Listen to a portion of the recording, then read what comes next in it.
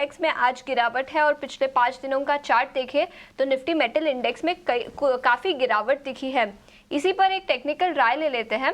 अमोल, आपसे पूछना चाहूंगी निफ्टी मेटल इंडेक्स पर आपकी क्या राय रहेगी, और अगर कुछ इंडिविजुअल स्टॉक्स की आप बात कर सके, एनएमडीसी, सेल, तो यहाँ पर भी चार्ट्स क्या कहते हैं?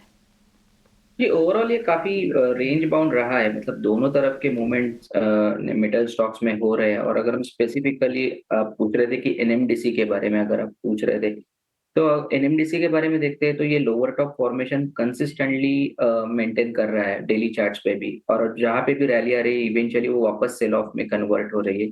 मुझे लगता है ये टेक्सचर अभी भी वीक है। एक प्रॉमिसिंग बाउंस बैक चाहिए, उसके बाद एक कंसोलिडेशन चाहिए, तभी कुछ एक पोजिशनल पॉइंट ऑफ व्यू से उसके ऊपर बुलिश व्यू लिया जा सकता है।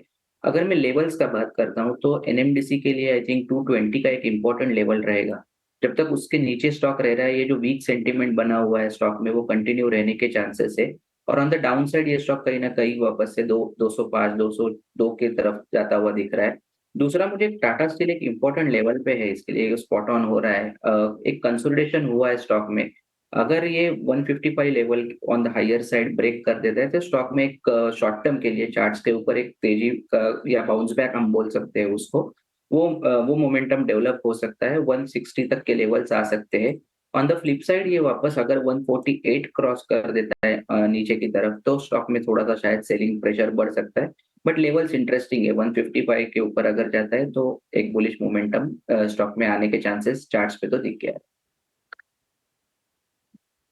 और कुछ और अहम सेक्टर पर फोकस करते हैं। और आज हम देख रहे हैं कि एक्शन जो है खास तौर पर हमें आज जो नजर आ रहा है उसमें आप ये देखिए कि जो ओएमसीज और टायर शेयर हैं उनमें तेजी का मोमेंटम इस वक्त आप साफ तौर पर देख सकते हैं।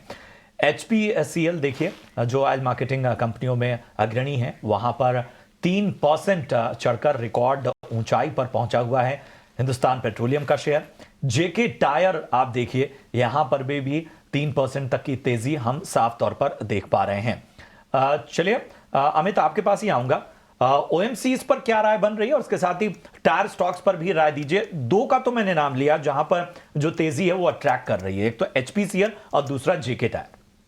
एचपीसीएल देखे हम यहाँ से, एचपीसीएल, बीपीसीएल और आईओसी, ये तीनों काउंटर्स में हम देखें तो बीपीसीएल और आईओसी मुझे लग रहा है थोड़ा बहुत वेट करना चाहिए। बीपीसीएल तो अभी तक यहाँ से मुझे लग रहा है एक ब्रेकआउट की तैयारी कर रहा है। 364 के लेवल जैसे ही बीपीसीएल ब्रेक हो रहा है उसके बाद यहाँ से मोमेंटम बीपीसीएल में पिकअप होना चालू हो जाएगा। इन पेट्रो हमने देखा तो ब्रेकआउट ऑलरेडी हो चुका है, मुझे लग रहा है मोमेंटम कंटिन्यू रहना चाहिए। लास्ट 4-5 दिन के अंदर वॉल्यूम भी हम देखें तो वॉल्यूम भी अच्छा खासा बनते हुए देखने मिल रहा है। सो यहाँ से बीपीसीएल का हम एचपीसीएल का हम देखें तो अपसाइड में मुझे लग रहा है 465 470 तक के लेवल तक जाने के चांसेस बनते हैं एचपीसीएल में।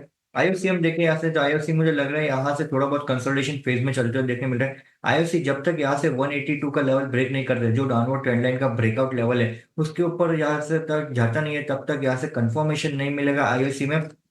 तो मैं कहूंगा बीपीसीएल और आईआईसी दोनों वेट करना है ब्रेकआउट के लिए। और यहाँ से हम टायर स्टॉक की बात करें तो टायर स्टॉक अभी भी कम करंटली देख रहे हैं, क्योंकि यहाँ से रेजिस्टेंस और सप्लाई जोन बनते हुए देखने मिल रहे हैं करंटली। जेके टायर हम देखें यहाँ से अपसाइड में 50 डीएम, 200 डीएम और 50 डीएम में दोनों के रेजिस्टेंस बनते हुए बहुत दिनों से देखने मिल रहे हैं। पिछले 3 हफ्तों से हम देख रहे हैं तो ये लेवल ब्रेक करते हुए देखने नहीं मिल रहा। सो मैं कहूंगा टायर स्टॉक के लिए थोड़ा वेट करना है। जब तक जेके टायर 430 के ऊपर निकलता नहीं है तब तक यहाँ से कंफर्मेशन नहीं मिलेगा लॉन्ग की पोजीशन क्रिएट करने के लिए।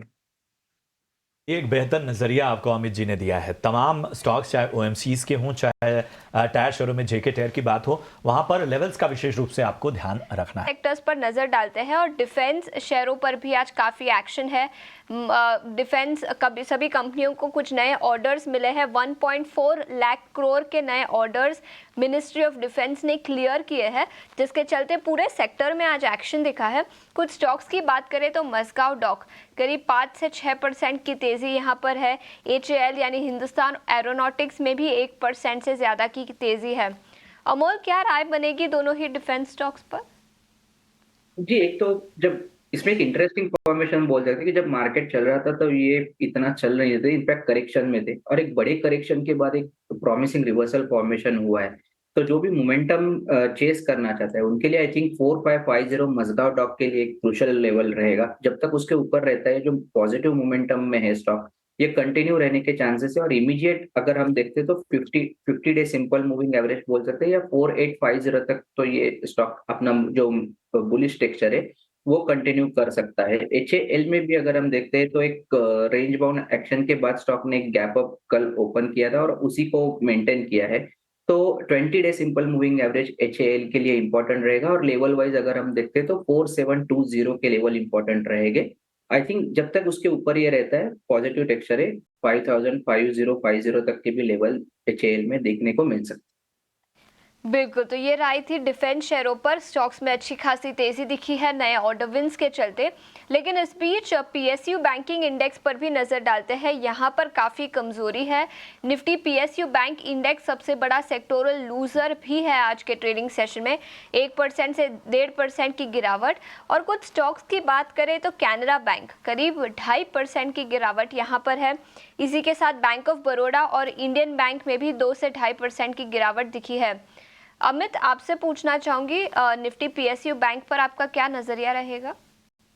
ओवरऑल इंडेक्स हम देखें यहाँ से तो मुझे लग रहा है और आने वाले दिनों में थोड़ा बहुत प्रेशर बनते हुए देखने मिल सकता है। जो हिसाब से यहाँ से हम करंटली देखें 6900 का ये इंडेक्स का सपोर्ट था, यहाँ से डाउन साइड में जो नेक्स्ट सपोर्ट स्विच होते हुए देखने मिल रहे हैं वो डायरेक्टली 6820 पे स्विच होते हुए देखने मिल रहे हैं। सो मुझे लग रहा है आने वाले दिनों में PSU इंडेक्स में थोड़ा बहुत यहाँ से प्रेशर देखने मिल सकता है। ओवरऑल हम देखें यहाँ से तो कैन बैंक भी हमने देखा तो आज के दिन में 200 DMA के आसपास ट्रेड करते हुए देखने मिल रहा है।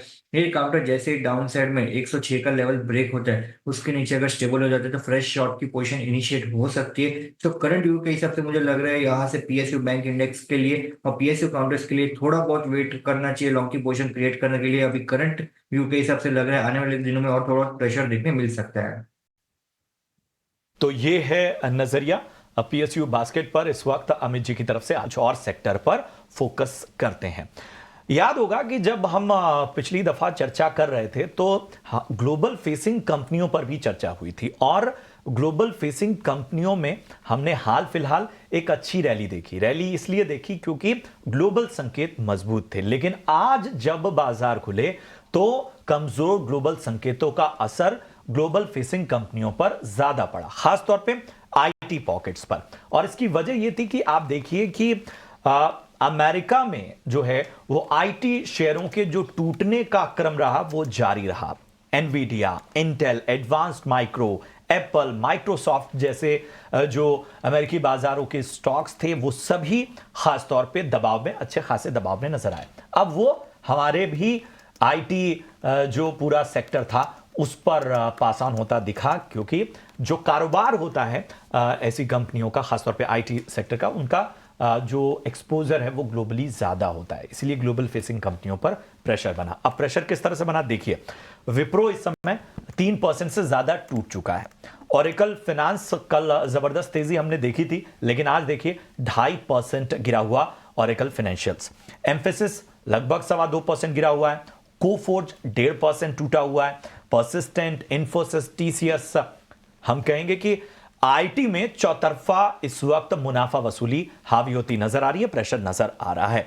अमित जी, मैं आपके पास आना चाहूंगा, क्या अब फिर से रिवाइव करने की आवश्यकता है IT सेक्टर में रणनीति को, या आपको लग रहा है कि ये थोड़े समय के लिए है और जिस तरह की पिछले दिनों एक लीडरशिप बाजार में ली IT पॉकेट्स ने, वो आने वाले वक्त में दोहराई जा सकती है? पिछले 2 हफ्तों के अंदर हमने देखा तो IT सेक्टर और IT में अच्छी खासी बाइंग बनती हुई हमें देखने मिली थी। आज के सेशन में हमने देखा जैसे यहाँ से US मार्केट में थोड़ी बहुत यहाँ से गिरावट आई, उसके साथ ही IT सेक्टर सबसे पहले यहाँ से कैच में आए इंडियन मार्केट्स में फॉल के लिए। अभी ये हफ्ते हम देखें तो यहाँ से अनएम्प्लॉयमेंट डेटा भी आने वाला है US का, जो थोड़ा बहुत प्रेशराइज और क्रिएट कर सकते हैं। सो उसमें थोड़ा बहुत भी यहाँ से नेगेटिव कुछ भी आता है अनएम्प्लॉयमेंट डेटा में तो ओवरऑल ग्लोबल मार्केट भी इफेक्ट कर सकते हैं, इंडियन मार्केट भी साथ ही साथ यहाँ से प्रेशराइज फॉर्म कर सकते हैं। तो उसके कारण IT सेक्टर में और थोड़ी बहुत गिरावट देखने मिल सकती है। आज के सेशन में जो फॉल हमने देखा, ओपन होते ही जो IT सेक्टर में फॉल है उसमें थोड़ी बहुत भी हम देख रहे हैं तो यहाँ से रिकवरी आते हुए नहीं देखने मिल रहे, उल्टा हम देख रहे हैं यहाँ से गिरावट के और यहाँ से मोड़ बनते हुए देखने मिल रहा है। मुझे लग रहा है थोड़ा बहुत प्रेशर रहना चाहिए IT सेक्टर में। यहाँ से हम निफ्टी IT की बात करें इंडेक्स में तो डाउन साइड में मुझे लग रहा है यहाँ से 41,900 के लेवल तक निफ्टी IT इंडेक्स आ सकता है। 41,900 का लेवल अगर स्टेबल कर लेता है, होल्ड कर लेता है, तो वहां से हमें पुल बैक स्ट्रांगली देखने मिल सकता है। बट करंट लेवल से मुझे लग रहा है आने वाले 2 से 4 दिन थोड़े बहुत और नर्वसनेस या कॉशियस फ्रंट पे रह सकता है IT इंडेक्स। बिल्कुल, तो ये है आईटी सेक्टर पर रणनीति आती हुई अमित जी की तरफ से, जहां पर आपको तमाम पहलुओं का विशेष रूप से ध्यान रखना होगा। बहरहाल